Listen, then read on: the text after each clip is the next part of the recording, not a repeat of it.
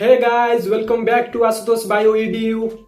Today I will discuss about nucleus, जो कि cell का ब्रेन होता है। मैं लास्ट वीडियो में आपको बताया था सेल का ब्रेन का मतलब क्या है, जो कि हर तरह की कंट्रोल करता है सेल को।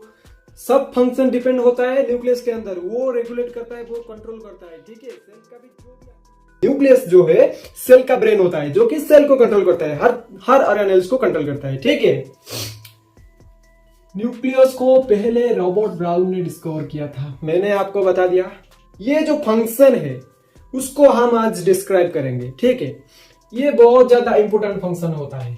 सेलुलर मेटाबॉलिज्म, जो भी मेटाबॉलिक रिएक्शन होता है, प्रोटीनेसिस और लिपिड, जो भी कार्बोहाइड्रेट बायोमोलिक्यूल होता है, उसका जो मेटाबॉलिज्म होता है सेल के अंदर, जो भी फंक्शन करता है, जो भी रिएक्शन होता है, बायोकेमिकल रिएक्शन, उसको कौन रेगुलेट करता है? न्यूक्लियस ही रेगुलेट करता है। ठीक है, और क्या होता है? DNA replication during cell cycle. ये भी डीएनए को रेप्लिकेट करता है। रेप्लिकेट मतलब कॉपी, जो कि कार्बन कॉपी। ठीक है, रेप्लिकेट मतलब एक कॉपी हो जाना। ठीक है, एक डीएनए होता है, ये मान लीजिए एक डीएनए है। ठीक है, इसको कॉपी होके कुछ इस तरह की एक और भी डीएनए बन जाएगा। ठीक है, इसको बोलते हैं रेप्लिकेशन। ठीक है, ये एक प्रोसेस होता है रेप्लिकेशन।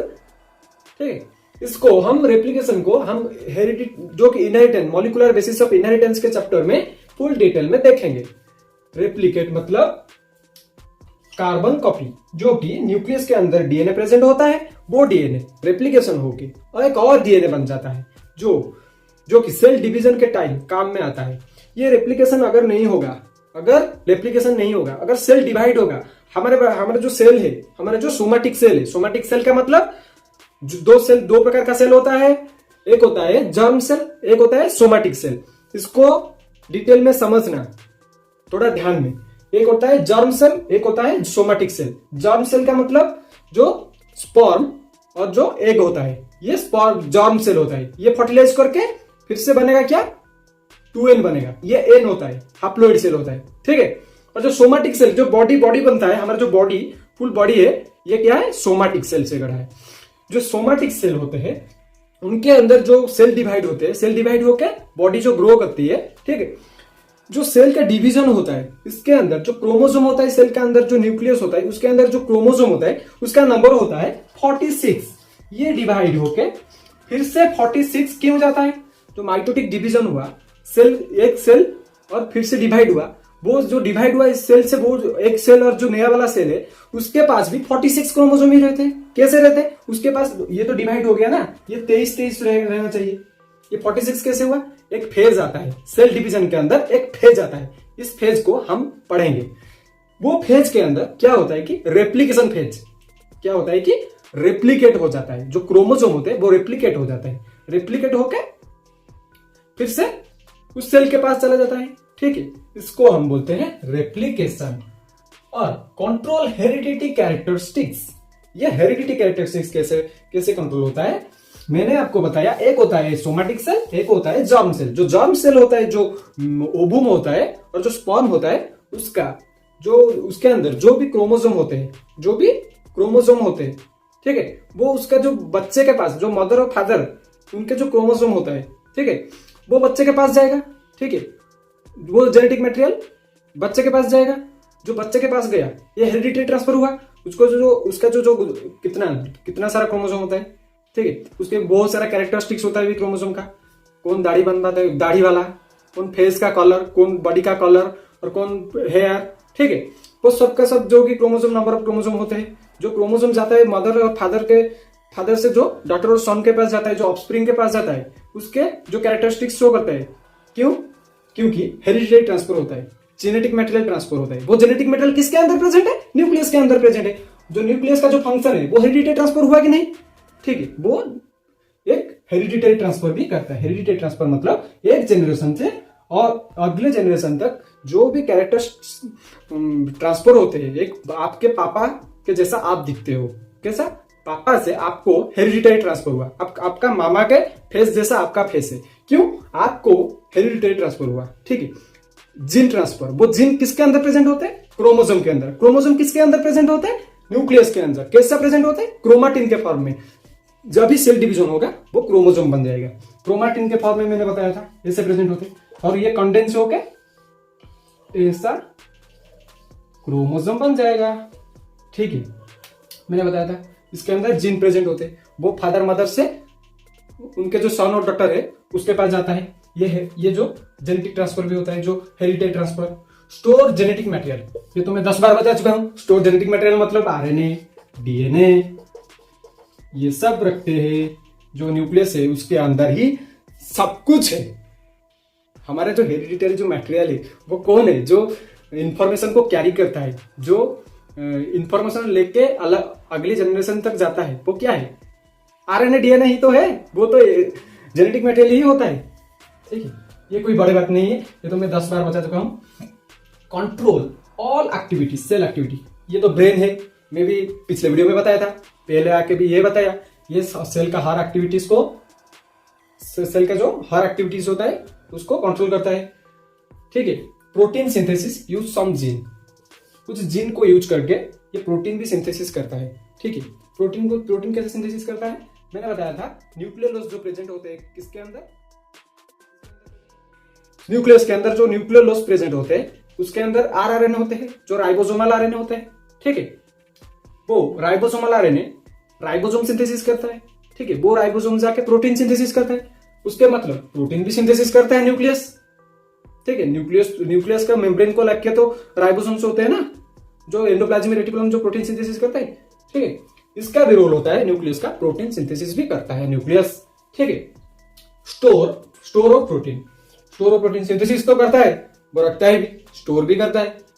ठीक है, store and RNA in nucleolus production of ribosome, just पहले बताया। ठीक है, प्रोडक्शन ऑफ राइबोसोम को प्रोड्यूस करता है। क्यों? राइबोसोमल आरएनए जो होता है न्यूक्लियोलस के अंदर, राइबोसोमल आरएनए वो राइबोसोम को प्रोड्यूस करता है।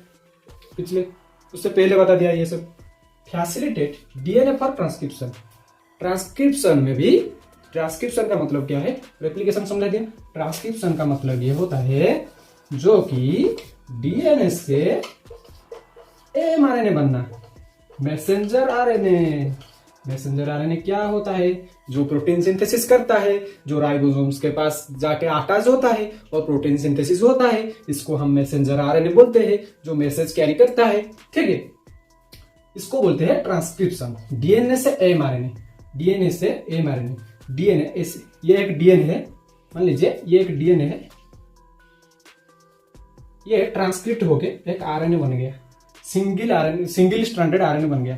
जो 2 स्ट्रैंड है, ठीक है, उसके अंदर जो हाइड्रोजन बॉन्ड है वो ब्रेक होके ये हाइड्रोजन बॉन्ड है डीएनए के। बताता हूं, थोड़ा रुकिए, 1 सेकेंड रुकिए, बताता हूं क्या है कॉन्सेप्ट, क्या है बताता हूं। ट्रांसक्रिप्शन का मतलब ये है डीएनए, ये है डीएनए, ट्रांसक्रिप्ट हो गया मतलब खुल गया। उसका जो स्ट्रैंड है, इसके ये जो हाइड्रोजन बॉन्ड होता है, न्यूक्लियोटाइड्स, एटीजीसी जो न्यूक्लियोटाइड्स होते हैं, ठीक है, वो टूट गए, हाइड्रोजन बॉन्ड टूट गए, और क्या हो गए? हाइड्रोजन बॉन्ड जो है वो टूट गए, वो हाइड्रोजन बॉन्ड टूट गए, 2 स्ट्रैंड के जो पास जो हाइड्रोजन बॉन्ड है वो टूट गए, ये सिंगल स्ट्रैंडेड बन गया, ये सिंगल स्ट्रैंडेड बन गया, इसको ये सिंगल स्ट्रैंडेड एमआरएनए बन गया, डीएनए से एमआरएनए बन गया।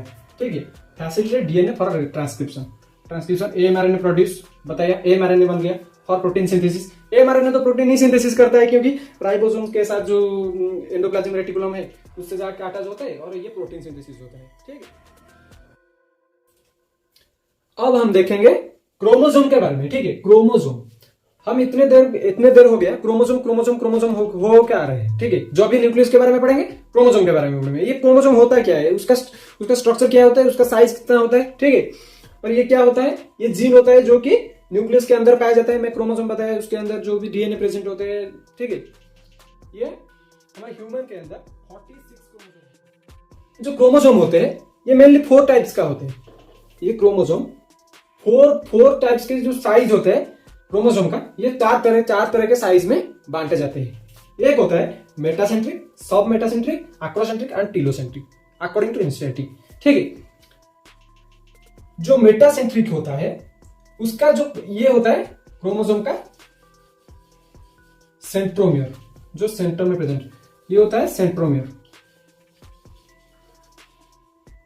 ठीक है, ये जो सेंट्रोमियर के पोजीशन को पोजीशन के ऊपर डिपेंड करता है ये सब, मेटासेंट्रिक, किलोसेंट्रिक, एक्रोसेंट्रिक जो भी है, it's depend upon the centromere of the chromosome. ठीक है, the centromere of the chromosome present in between middle, it is metacentric. ठीक है, the centromere is present in between the middle of two arm. ये arm होता है, ये chromosome का arm होता है। ठीक है, अगर ये जो ऊपर वाला आर्म और नीचे वाला आर्म जो होता है, ये अगर इक्वल होगा, ये जितना लंबा होगा ये भी उतना लंबा होगा, और सेंट्रोमियर मिडिल में, इसको बोलते हैं मेटासेंट्रिक। सब मेटासेंट्रिक क्या है, ये थोड़ा बड़ा होगा और ये छोटा सा होगा, थोड़ा छोटा होगा। ठीक है, उसको बोलते हैं सब मेटासेंट्रिक। और जो है एक्रोसेंट्रिक जो है, ये पूरे लंबे होंगे। ये जो नीचे वाला जो आर्म है, एक आर्म पूरे लंबा होंगे और एक थोड़ा सा शर्ट जैसा होगा, छोटा सा आर्म होगा। इसका सेंट्रोमियर थोड़ा एक तरफ, एक आर्म की तरफ ज्यादा होते हैं। ठीक है, एक आर्म लंबा होते हैं। और जो टीलोसेंट्रिक है, ना के बराबर, एक आर्म जो होता है वो ना के बराबर नहीं भी हो सकता है, होता है लेकिन बहुत छोटा होता है, और एक आर्म पूरे लंबे होते हैं। इसको लॉन्ग आर्म और एक short arm, acrocentric and telocentric ये होता है। और मेटासेंट्रिक थोड़ा सा जो सेंट्रोमियर है थोड़ा छोटा होता है, एक आर्म थोड़ा शॉर्ट होता है। ठीक है, और जो क्रोमोसोम होता है, ठीक है, इसको जो सेंट्रोमियर होता है, तो सेंट्रोमियर के साइड में एक डिस्क लाइक स्ट्रक्चर प्रेजेंट होता है। इसको बोलते हैं काइनेटोकोर। इसको बोलते हैं क्या, काइनेटोकोर।